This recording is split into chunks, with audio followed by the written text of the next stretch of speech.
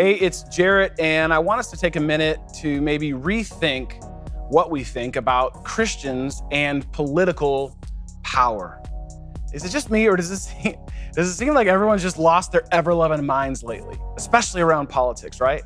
Especially Christians around politics. It seems as though, I don't know, to me, like what matters most these days is just being right. I'm right, you're wrong.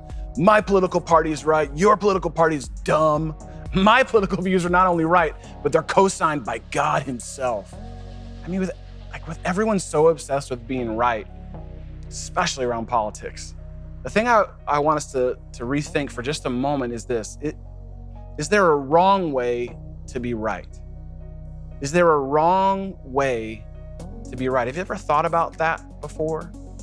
If not, here's a little spoiler for this video.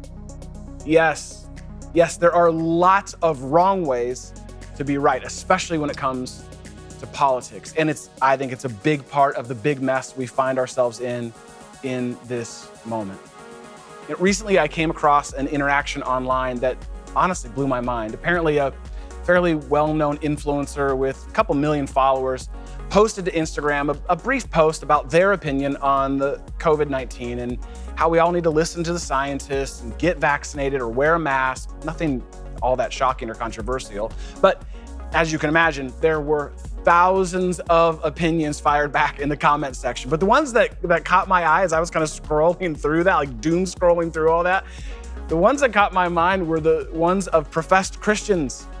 They were posting back these long diatribes to this influencer, telling him how wrong he was and how right they were and how this influencer was an idiot and maybe they should just stick to posting pictures of himself on the beach, you know. Some of them even used Bible verses in their comments to back up their rants about how stupid this person was and how wrong their opinion was. Some of them made it political. Some of them tried to make it spiritual, but all of them were just mean, right?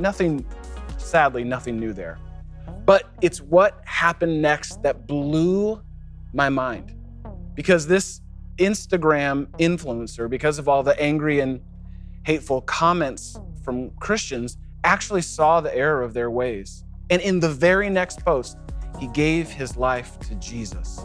And he specifically credited the cruel comments from Christians as the main reason for his conversion. Isn't that an incredible, beautiful story? Now, do you believe for one single solitary second that story is actually true? Of course not. That would never happen. And yet, for some reason, Christians somehow have come to believe that being right is more important than being loving.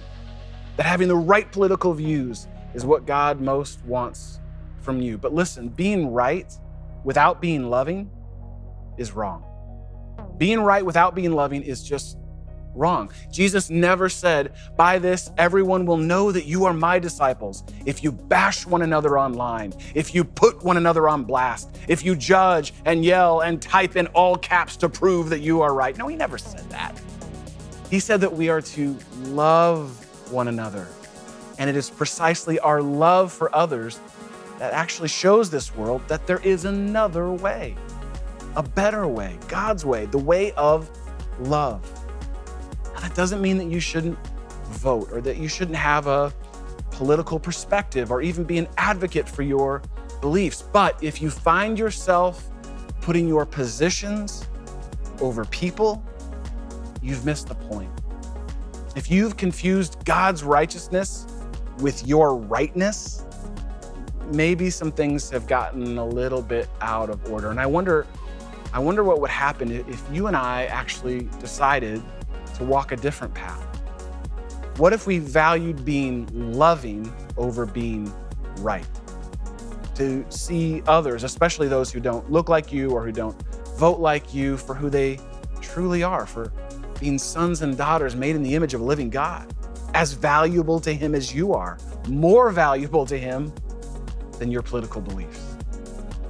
When you find yourself locked up in the pursuit of political power, no matter what side of the aisle that you may fall on, I would hope that you would remember these challenging words from God in Zechariah 4:6, that it's never by your might or political power or persuasion or arguments, but it's always by the Spirit of a loving God who is always inviting you and me to be love.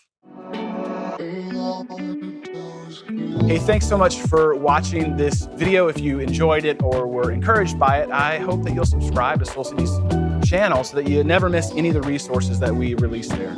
And I'd love for you to join us at one of our Sunday gatherings, either in person if you happen to be in Chicagoland, or right here online. You can find service times and all the other info you need on our website, linked in the description. Thank you so much for watching. Thanks for subscribing, and we'll see you next time.